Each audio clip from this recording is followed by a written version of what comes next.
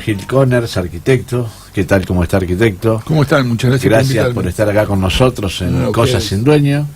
Así que, bueno, hoy vamos a tener mejor dicho, vas a tener una tarea bastante ardua con respecto a la ocupación de tierras que en algunos casos no tienen dueño.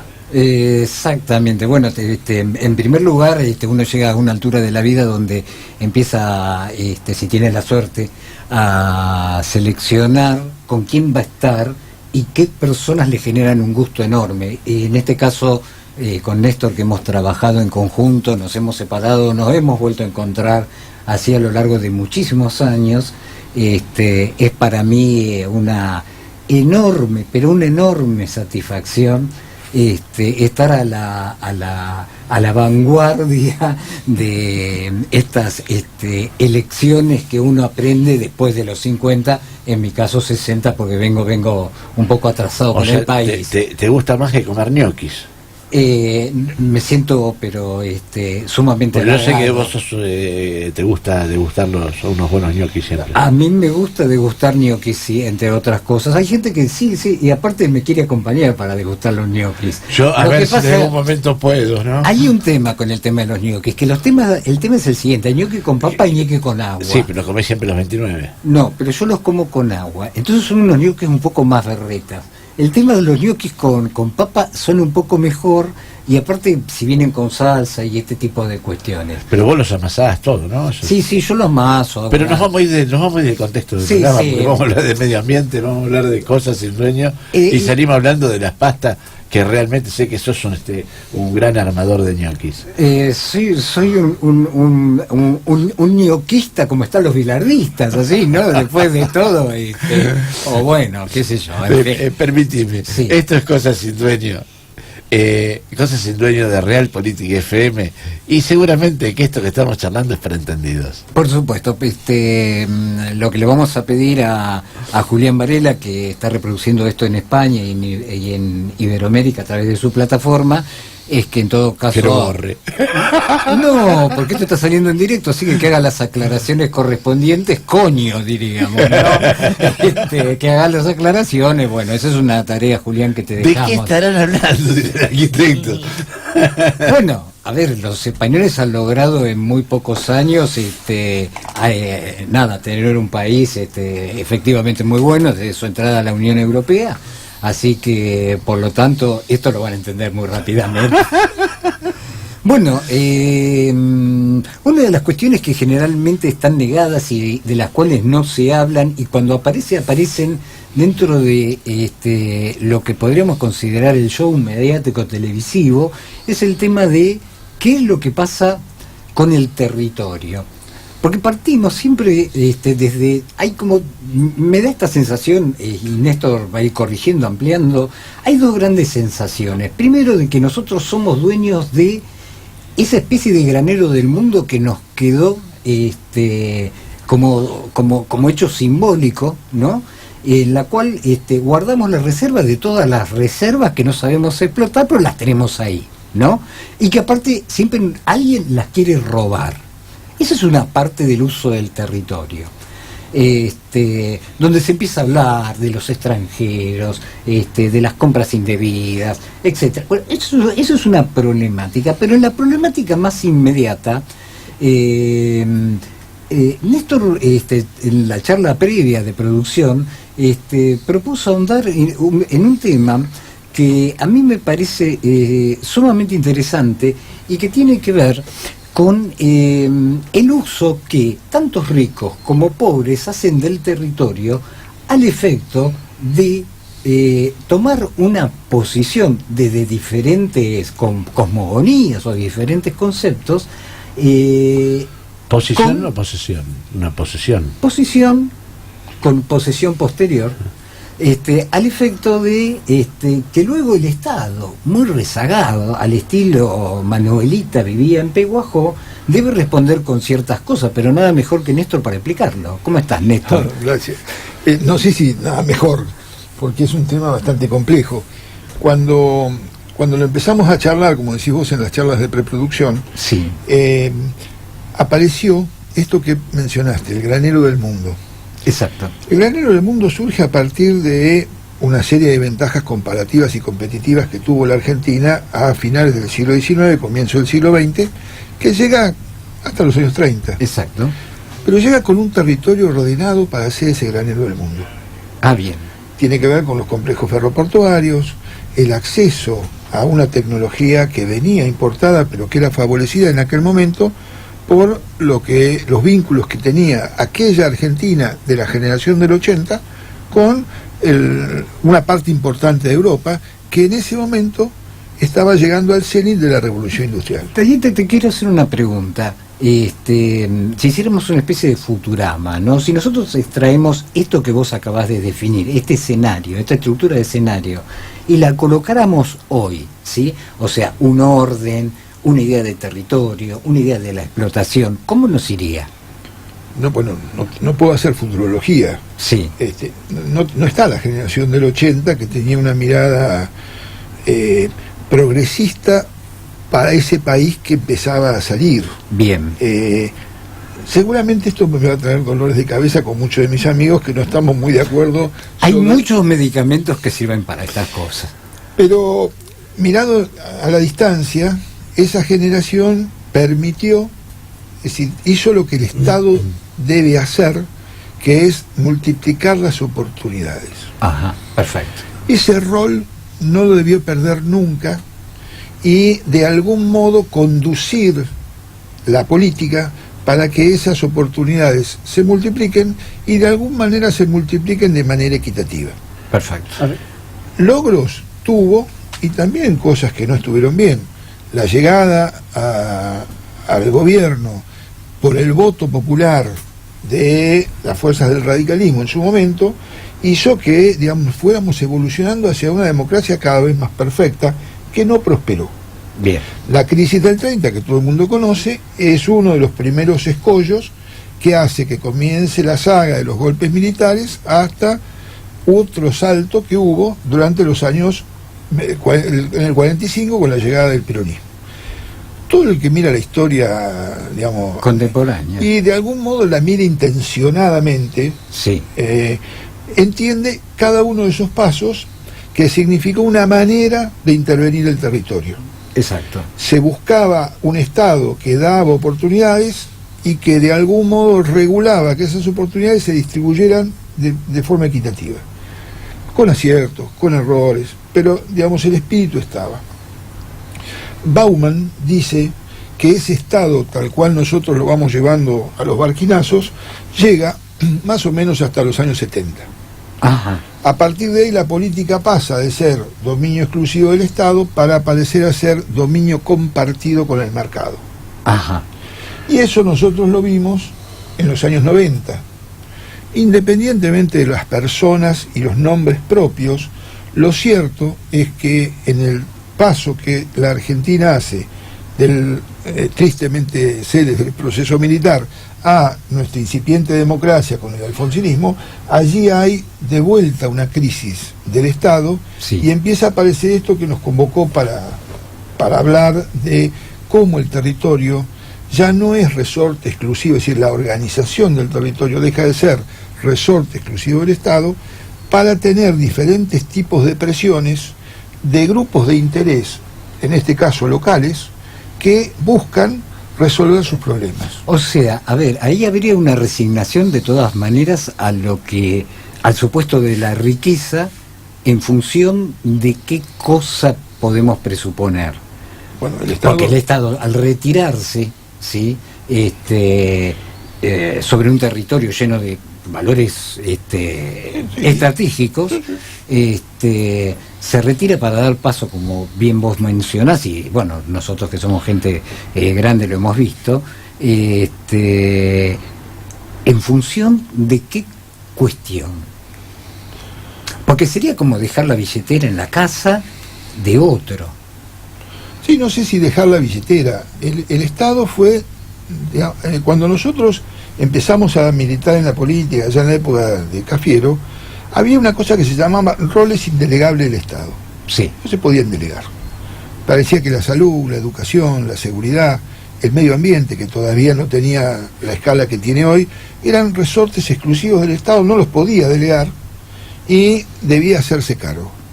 Ahora, después empezó a encontrar artilugios. La educación, hoy, hay una buena parte de esa educación que la hace el Estado en cuanto a su matriz, pero después hay de gestión pública y de gestión privada. Exacto. Lo mismo pasa con la salud, lo mismo podemos decir que pasa con algunas otras actividades, por ejemplo la seguridad.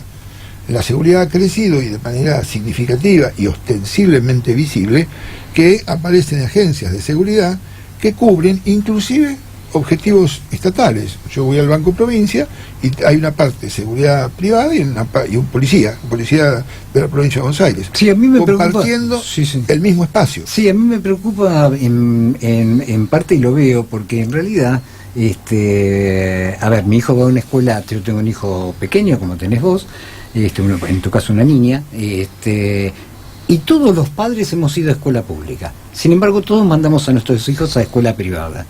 Yo no vivo en un country, pero la gente que vive en un country, o sin vivir en un country, Lomas de Zamora,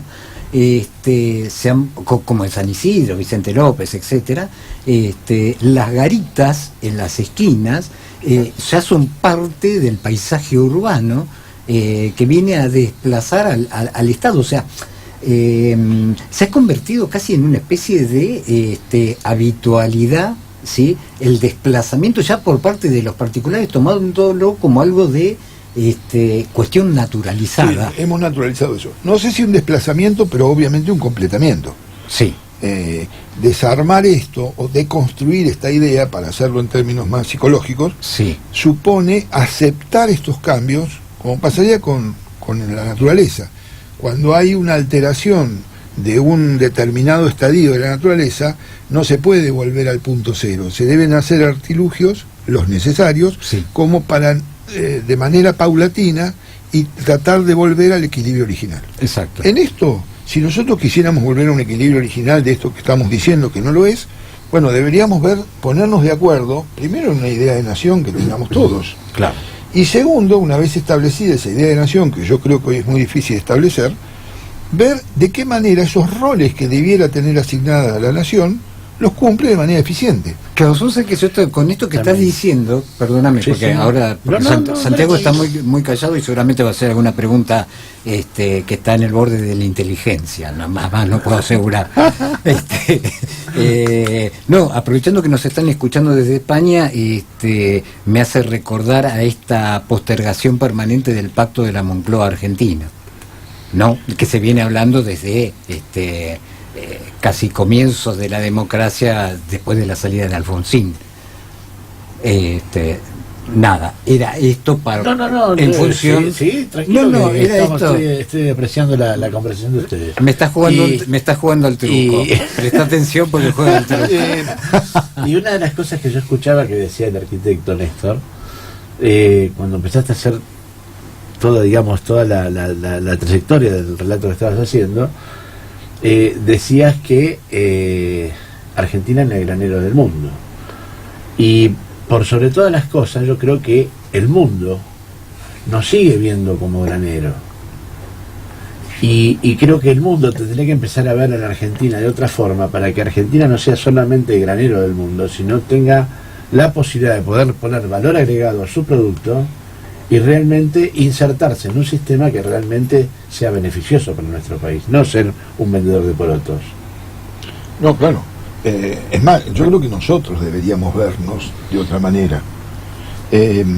Cuando hoy hablábamos del granero del mundo, y yo lo asociaba con la idea de territorio, el capitalismo inglés de aquel momento, que invirtió en todos los complejos ferroportuarios, sí, en los trazados de vía, inclusive en muchas más cosas que, digamos, podemos conversar en algún otro momento, sí, sí, hizo que ese territorio fuera muy cuidado. No había una destrucción del territorio. Es cierto. Todos sabemos, y lo hemos repetido hasta el cansancio, que las trazas de las vías férreas se hicieron en los lugares en donde no se interrumpía el escurrimiento de las aguas, sino que por el contrario, era donde las aguas se dividían, donde estaba la divisoria de cuencas. O se frenaba para que un pueblo no se inunde. O se hacían los puentes lo suficientemente anchos, sí, y las vías lo suficientemente altas, los ingleses, sobre todo los ingenieros, los estrategas ingleses que vinieron con esas ideas acá, traían su experiencia de haber hecho en la India, haberse encontrado con un clima muy parecido. Y supieron responder y resolver los problemas que nosotros, nuestra región húmeda de La Pampa, les ofrecía para resolver. Ese sistema, cuando llega a los 60, colapsa, porque ya la forma de capitalismo, en lugar de ser un imperialismo nacional, ni belga, ni holandés, ni inglés, pasó a ser un multinacional. Y ya ahí empezó a despreocuparse la cuestión del ambiente y también la cuestión del territorio. Ahora, en función del territorio que se va ocupando, digamos, que muchos se van ocupando, algunos son argentinos, otros son extranjeros, ¿no? Yo digo, ¿por qué el Estado no puede ver la forma de intervenir? Si bien estamos hablando de parcelas o lugares que están con título en algunos casos, con títulos asentados en paraísos fiscales, ¿por qué el Estado no interviene y regula esa situación como para poder tener una situación dominial, las personas correctas, y no que esté apropiado, sino que esté adquirido? Tiene otro sabor eso, ¿no? Yo, absolutamente. Pero yo no sé si existe ese Estado para hacer tal cosa. Porque el Estado, cuando yo intenté definirlo, es un Estado que multiplica las oportunidades y garantiza el acceso equitativo a cada una de ellas. Me da mucha pena que nuestro Estado no tenga la capacidad para poder hacerlo. Bueno, me parece que es el Estado que nosotros supimos construir también, y eso tiene mucho que ver con la política, con la clase dirigente, con nuestra construcción cultural de la idea de Estado. Los sectores más humildes, y aún aquellos que no lo son, siguen dependiendo del Estado. El Estado sigue siendo quien otorga justicia. Podemos discutir si la justicia está bien o está bien, pero digamos, no hay una justicia privada. No. Hay un accidente, y hemos visto en este caso, en los medios, ahora hace poco, 2 o 3 casos de turistas, y van a un hospital público con un servicio de emergencia pública, y va la seguridad, la policía, que también es pública. Sí. Y en paralelo a esto, que tiene un mérito y tiene, digamos, no es una virtud hacer lo que tienen que hacer, pero digamos, está para hacer eso y resuelve las cosas con alguna suficiente dignidad, afortunadamente. Vemos en los mismos medios que comunican eso, programa siguiente, a un tipo hablando de la cantidad de empleados públicos que sobra exactamente la mitad, y que si él desaloja la mitad, el Estado se vuelve eficiente. No usa la palabra eficiente, pero pareciera que debiera usar la palabra rentable. Claro. Lo cual es un soberano disparate que diga ambas cosas. Exacto. Pero nadie sale a cruzar esa discusión, porque en realidad lo que se está discutiendo no es un Estado inteligente, no es un Estado eficiente, no es un Estado que alcance a devolver a todos sus administrados esta equidad de oportunidades que nosotros estamos esperando, sino que lo miran de un número, digamos, por una medida rentable. Exacto. Entonces, tengo tantos empleados, me sobran tantos, porque no puedo pagar tantos. ¿Y si no hace esas cuentas? Ahora esa discusión no está. Del mismo modo y que lo que pasa es que tampoco la gente que está, digamos, ocupando el Estado, gobernando con el Estado, sale a buscar para ubicar laboralmente a la gente que tiene obsoleta. Porque, ¿qué pasa? Vos podés tener una masa de personas que decís, esto me está sobrando. Bueno, yo como Estado tengo que generarle trabajo a esa gente para que esa gente pueda generar y desarrollar actividades que el Estado le permita crecer y que le permita dignificar los pueblos, ¿no? Que yo coincido con eso, y nos salimos ligeramente del tema, pero es ilustrativo. Bueno, yo creo que además de quienes hoy son oficialismo y conducen los destinos del Estado, está también el resto de la gente que está en el Estado y que son empleados, que son sindicatos, y que todos pareciera contribuir a que esto siga funcionando mal. Claro. Ahora hay una discusión muy importante con el tema del Banco Provincia. Esto me va a traer seguramente algún dolor de cabeza con mis compañeros del banco. Compañeros amigos, yo no he trabajado nunca en el Banco Provincia, pero por una cuestión de pertenecer muchos años al gobierno provincial, estoy bancarizado en la provincia. Claro. Si ustedes van a Mar del Plata, la sede del Banco Provincia de Mar del Plata está sobre la peatonal. Es un subsuelo gigantesco, es una planta baja tan grande como el subsuelo y un entrepiso igual en superficie que los dos anteriores. Y arriba una torre de 10 pisos. Con la digitalización de los sistemas financieros y bancarios, sobra, además digamos, con el subsuelo y la planta baja alcanzaría. Sí. Lo demás todo sobra. Sí. El banco, para no dar esa demostración, mantiene personas sueltas en los distintos pisos, como para decir, lo tenemos ocupado, pero en realidad es tan ficcional como los que no achican, digamos, la superficie útil para poder prestar servicio. Sí, se me ocurre una imagen, pero así, cuando estás relatando esto, una imagen inmediata que son, cuando se hacen estas investigaciones y se van a los paraísos fiscales, ¿sí?, donde se maneja muchísimo más dinero que en ese banco, ¿no? Todo se resuelve en un cuartito. Todo se resuelve en un edificio, en un cuarto, en una cosa muy pequeña, y se instrumenta todo a través de la tecnología, y se acabó. Yo les invito a que recuerden, seguramente muchos de los oyentes lo han visto, el Banco Itaú. Cuando vino el Banco Itaú era prácticamente una casita que se colocaba tirada en cualquier parquecito en la zona norte, porque fue donde mayor impacto tuvo, y ahí resolvían todo. Exacto. Empezaron a aparecer los cajeros automáticos. Entonces, el banco venía a romper con una inercia, el Banco Itaú, venía a romper con una inercia de grandes aparatos, de grandes estructuras, que no tiene ningún sentido. Cualquiera de nosotros hoy, por home banking, resuelve el 80, el 90% de sus intervenciones bancarias. Sí. Sin embargo, cuando uno habla con los compañeros que están a cargo de los gremios del banco, rápidamente resisten esta idea, porque no aceptan algo que yo tampoco aceptaría si estuviera en el lugar de ellos, probablemente, que es achicarse, porque el mecanismo del Estado, y sobre todo de algunas estructuras del Estado, tal cual hoy está estructurado, es inviable. Totalmente inviable. No solamente eso, también hay una cuestión de centralidad. Por ejemplo, acá en la ciudad de La Plata todo ocurre en 15 manzanas. Como una ciudad de 600, 700 mil habitantes, no sé, con la magnitud que tiene, se va a resolver en tan pocas manzanas. Esto pertenece a una idea que tiene 100 años. Claro. Hoy no se sostiene. Bueno, el Banco Provincia tiene vigente, creo que todavía lo hace, hacer depósitos desde el banco. Claro. Desde el auto. Claro. Entonces llega el auto al centro, es decir, cuando lo que hay que hacer es tratar de que menos autos lleguen al centro, los autos llegan al centro. Claro. Ya esto viene ocurriendo desde hace 20 años. Sí. Entonces, ese tipo de mecanismos donde uno tiene que ser eficiente, el auto no tiene que entrar al centro.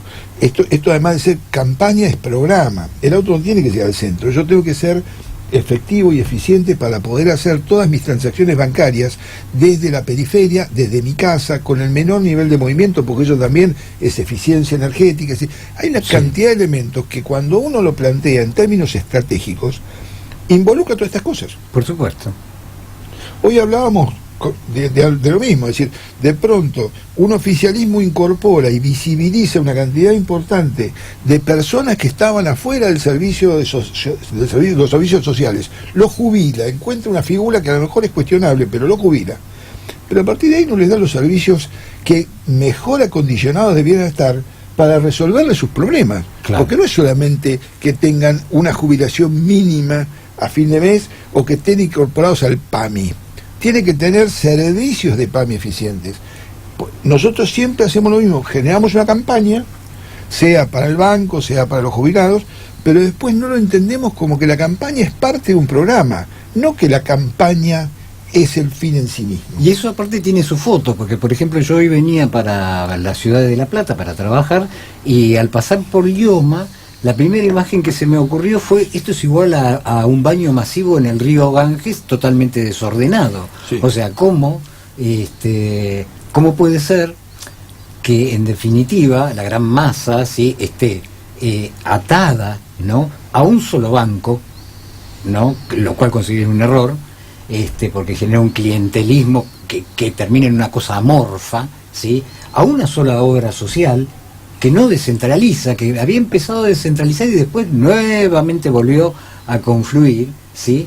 Y que ni siquiera entiende lo que significa una persona que tiene un padecimiento y que tiene que ir a hacer ahí algo en función de una primera parte de la cura, tal vez, de ese padecimiento. Es impensable que hoy sigamos teniendo colas delante del banco, delante de IOMA. Todos. Los que reciben los planes sociales también van a hacer cola. Sí. Tenés que llevar el certificado que tu hijo va a la escuela, tenés que hacer cola. Sí. Digamos, son todos sistemas que están perimidos en el mundo y que además hacen un abuso del tiempo de las personas que tienen que ir a hacer estas tareas en condiciones miserables, porque las colas no es que están en un lugar confortable, sentados, no, son colas que, digamos, objeto de cualquier estudio sociológico. Sí. Son colas en la calle, al rayo del sol, detrás de los cajeros automáticos, porque los cajeros automáticos no le responden a tiempo. Bueno, pero se soluciona con un Estado que no es es evidente. Ahora, el Estado no es solamente de quien ocasionalmente está en el gobierno. Nosotros nos hemos de algún modo transformado en corderos, aceptando mansamente que estas cosas pasan. Exacto. Y eso, digamos, es más difícil de resolver. Sí, eso es así. Pero volvamos al asunto de territorio. Esto igual tiene que ver con territorio, porque tiene que ver con el uso urbano del territorio, ¿no? Cuando vos hablabas esto me hace acordar, porque, bueno, que precisamente en España, Julián me contó, y esto es así, en 15 minutos sacó una cuenta de banco. Llegó, se presentó en un banco, dijo: soy fulano de tal, necesito generar una cuenta, etcétera, etcétera, y se resolvió en 15 minutos. Porque acá no solamente está el proceso de la cola, de la ocupación territorial. Cuando vos hablas de la cola, yo me acuerdo que Garro tuvo la idea, el intendente de la ciudad de La Plata, para quienes no lo conocen, de cobrarle al productor de la cola, o sea, por ejemplo, al banco, el uso del espacio público durante el tiempo que esa cola durara. O sea, realmente hay una alta literatura en la política, ¿no? Ficcional, ¿no? Sí, hoy hablábamos de que hay un Estado ficcional que para muchos supone cumplir con los determinados roles, pero en la práctica eso no ocurre. Sí ocurre en algunos lugares. Yo rescato esto de las emergencias, rescato esto de los médicos, rescato mucho de los maestros que fuera de la visibilidad que nosotros tenemos en los medios o en alguna de las escuelas que damos nosotros, en el resto de la provincia, en el resto del país, tienen un rol y lo cumplen. Sí. Y lo cumplen, diría, hasta sacrificadamente. Vocación se llama. Exactamente. Me parece que esas cosas hay que rescatarlas. Sí. Y quienes más de esfuerzo debieran hacer rescatarlas son aquellos que comunican una idea a través de los medios. Esa idea, hoy hablamos, donde crece el desencanto, en los bolsones donde está el desencanto crecen los bolsonaros. Es decir, si nosotros contribuimos a ese desencanto y no a modificarlo, lo que vamos a contribuir es que terminemos teniendo un Bolsonaro para que las cosas las empeore. Claro. Como va a pasar en Brasil seguramente. Claro. Como en algún modo intentó pasar en Estados Unidos, y los mecanismos que tienen ellos de supervivencia y de defensa de sus instituciones es mucho más fuerte que aparezca un bocón a pedir determinadas cosas y ver que no todas las puede cumplir, afortunadamente. Y las que les resuelven los problemas a los Estados Unidos, como es el aumento del empleo, sí lo ha logrado, y bienvenido para los Estados Unidos. Ahora, ese tipo de cuestiones hay que mirarlas con mucha atención, es decir, no copiar acríticamente a bocones internacionales creyendo que detrás de eso se está, por ser bocón, por tener una voz más fuerte, hay algún tipo de verdad indiscutible. Claro. Yo decía, o sea, en el arranque que estábamos hablando de que la gente ocupa esas tierras, ¿no? Sí. De que la gente va ocupando tierras, que algunas tierras son que están documentadas, que tienen su matrícula, su escritura, pero que están, digamos, en paraísos fiscales, están asentadas. Ahora, la pregunta del millón ¿es una persona que viene y que va y que ocupa un pedacito, o hay una organización donde dicen: che, esta es la tierra que hay que ocupar, esa es la tierra que van a ocupar, y después el de la organización se siente y le dice: vos me tenés que dar tanto, vos me tenés que dar tanto, vos me tenés que dar tanto, y los van parcelizando a los muchachos? Eso creo que es una organización, digamos, ilícita. Yo lo veo como que hay ese tipo de organizaciones. Hoy hay las dos cosas. Bien. Si ustedes me dejan 2 segundos, cuento el porqué del título. Hace un tiempo compré en la librería de usados, que es un hábito de viejo, claro, un libro que escribió el periodista Tato Yan sobre Luis Delía. El libro es interesante, pero en una parte cuenta cómo Luis aprende de una forma de ocupación de la tierra para formar asentamientos que se estaban dando en Quilmes y en Berazategui, unos asentamientos que nosotros conocimos en su momento cuando en la gestión de Cafiero nos habíamos interesado por esas cosas, del mismo modo que se interesó la gente de Luis Delía, y terminan ocupando el tambo, pero lo ocupan de manera violenta. El tambo era un terreno privado que estaba, digamos, vacante, como otros tambos que están en La Matanza, que fueron siendo reemplazados por áreas periurbanas o industriales. El libro describe algo que es muy interesante. Describe que en aquel momento, finales del 86, ni la policía, ni la política, ni los medios, ni los periodistas sabían cómo atender el tema, porque el tema era realmente complejo. Había una cantidad de gente que reclamaba por un espacio para la vivienda, pero lo hacía de un modo que no estaba hasta ese momento previsto. Bueno, acaba de pasar hace no muy poco tiempo en el Parque Indoamericano. Bueno, yo quería terminar con eso. Ah, bien, entonces me adelanté, disculpas. Pero es justamente eso, es decir, hay grupos de presión organizados, la mayoría de las veces, con aval de la política, casi siempre, que llega a ocupar un terreno, lo fracciona, lo distribuye entre aquellos que participaron de esa toma, con algunas veces un listado previo y uno posterior. Inclusive que cuenta Tato Yan, Luis Delía le había planteado no solamente dar espacios públicos con plazas, con lugares para el Estado, es decir, eran y son 22 hectáreas que se fueron ocupando, pero también una capacidad de carga, que es una cosa que no se usa mucho en el urbanismo, para que en cada vivienda, en cada terreno no hubiera más de una vivienda. Bien. No se construyeran ni edificios, ni hubiera asentamiento, digamos, una cosa de hacinamiento más que asentamiento. Claro, eso para darle la diferencia al concepto de asentamiento, que son 8 familias agrupadas. Exactamente. Bueno, eso ocurrió. Eso ocurrió en los sectores más humildes, más postergados, sin posibilidades de tener esa tierra que no sea esa, y ordenaron el territorio de prepo. Bien. El Estado no sabía qué hacer, de verdad no sabía qué hacer, y yo intenté mirar por aquellos años cosas escritas, y verdaderamente era un fenómeno nuevo que ocurría en otros lugares de Latinoamérica, pero que nosotros no lo habíamos tenido hasta ese momento. Claro. Y no lo habíamos tenido con el nivel de organización que estábamos planteando antes. Es decir, hoy sí me parece, y ocurrió mucho en los años anteriores, que había una organización, que había una actitud premeditada, inclusive se sabía qué terreno ocupar, que estaba con dificultades de reclamo después. Claro. Que no había una posibilidad inmediata de recurrir a un juez con los impuestos al día o sin ninguna traba que podía haber sucesoria. O que un juez tenga que decir, bueno, tiene la posesión, tiene una posesión judicializada, pero... Bueno, pero... En el caso del tambo, exactamente ocurrió eso, porque la justicia no sabía qué hacer tampoco. En la otra cara, por la misma época, un poquito más acá, Costantini inaugura Nordelta. Y yo siempre teatralizo de algún modo esa situación en donde te aparece alguien con planos para un terreno que, si vos lo mirás, era un yuyal, había charcos, era inaccesible, todo tipo de vectores, mosquitos, roedores. Entonces vos decís, viene alguien, te dice, mira, yo hago todo, los caminos, los puentes, los semáforos, pero este terreno lo ordeno de esta manera. El Estado deja de ser el ordenador, no piensa que ese es un lugar buffer, un lugar amortiguador, que es un humedal, que hay bosque nativo, no piensa nada de eso. No.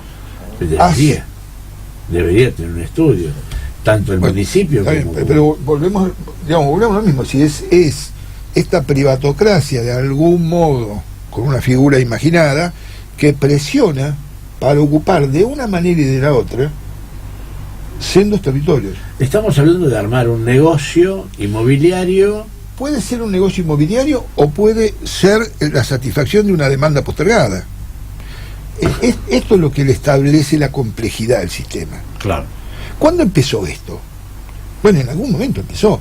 Cuando nosotros estábamos en la facultad y hablábamos de urbanismo, irónicamente decían, los únicos urbanistas de la Argentina eran Cammar y Vinelli, que llevaban finalmente a la práctica sus loteos. Sí, que nos vendían con las libretitas. Pero, a ver, y eso no es tan o sea, pero no es tan legal, Está bien, pero en los Está bien, nosotros lo pudieron escriturar. Cuidado, ahí hay una diferencia. Hasta los años 60 y algo, 70, que es un poco lo que Bauman plantea, en donde se termina esta relación de Estado política para hacer mercado política, hasta ese momento, de algún modo, se organizaba el territorio, el Estado establecía las pautas, quien construía ahí iba a la dirección de obras particulares de cualquiera de las municipalidades a que le habilitaran su construcción y debía responder a los planes reguladores que tenía ese municipio para eso. Claro. Donde ventilar las habitaciones de primera, todas esas cosas. Los tanques de reserva de agua estaban en todos esos. Uno mira por arriba y ve todos los tanquecitos que responden a una época. A la entrada había un camino doble con un arco que decía Barrio San José. Y era una manera de llegar a ese lugar. Sí. ¿Cómo se accedía? Comprando el lote. Había crédito hipotecario, se alentaba eso. Eso ocurrió, no ocurrió hace millones de años. No. Estamos hablando de los años 70. Estamos hablando de mi padre. Estamos hablando de nuestros padres. Exacto. Que curiosamente dejaban como herencia a sus hijos un bien inmueble. Exacto. Una casa, un departamento. Hoy, estos mismos padres...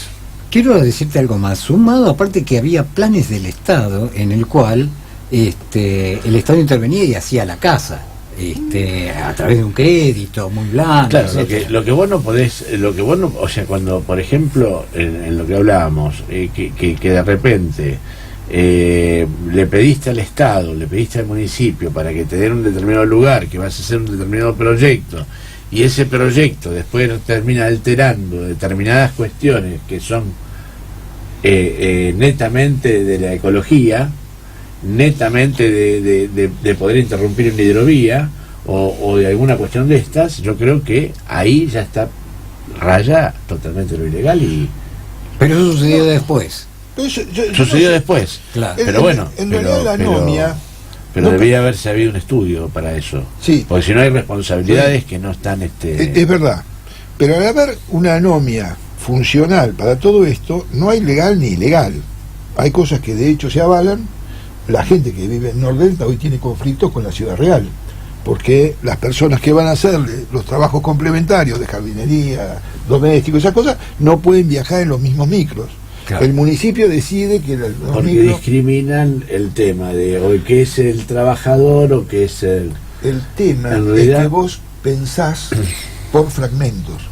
Cuando colocás una casa que va a necesitar que alguien venga a hacer la jardinería, que alguien venga a pintar, que alguien venga a hacer lo cotidiano de todos los días, como es la chica o la señora que nos ayuda, bueno, tenés que pensar cómo va a llegar.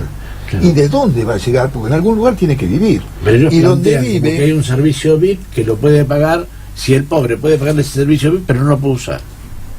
Está bien, pero tiene que llegar esa persona, como hemos hecho. Ustedes piensen que alrededor de la capital federal hay 2 veces la superficie de la capital federal en esto que llamamos clubes de campo, country, que empezaron a funcionar en los años 60, 70 y hasta el día de hoy se siguen construyendo. Exacto. 2 veces la superficie de la capital federal periférico a el núcleo que sería la ciudad de Buenos Aires. Ahí hay cantidad de trabajadores y trabajadoras, que se dice ahora, trabajadores, que tienen que ir a trabajar ahí, pero que no viven ahí, que deben viajar hasta ahí y que deben volver a su casa, donde tienen también una vida real, donde tienen hijos, donde tienen hijos con escuela, donde tienen familiares que los visitan.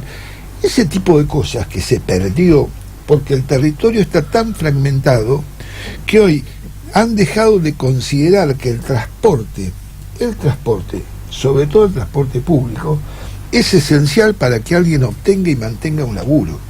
Sí. Cualquiera de nosotros que tiene que venir, bueno, nosotros hoy vinimos hasta acá al área centro de la ciudad de La Plata, hay una cantidad de servicios que nos permiten llegar hasta acá. Sí. Ahora, nosotros vamos a un lugar, cuando nos vamos de acá, donde hay una casa, donde hay una familia real, en donde tenemos toda una serie de vida que tiene que ver con lo real. Del mismo modo que nosotros tenemos estas oportunidades, la debe tener aquella persona que trabaja de empleada doméstica, o de jardinero, de electricista, o que vive en el Country Nordelta. En eso no pensó Costantini. No importa Costantini, no importa Luis de Lía. Acá lo que importa es que el Estado está ausente. Bien. Y nosotros debemos reconstruir esa idea de Estado para que la ciudad tenga esta realidad que tuvo cuando éramos nosotros chicos. Sí. Nosotros teníamos calle y teníamos vereda.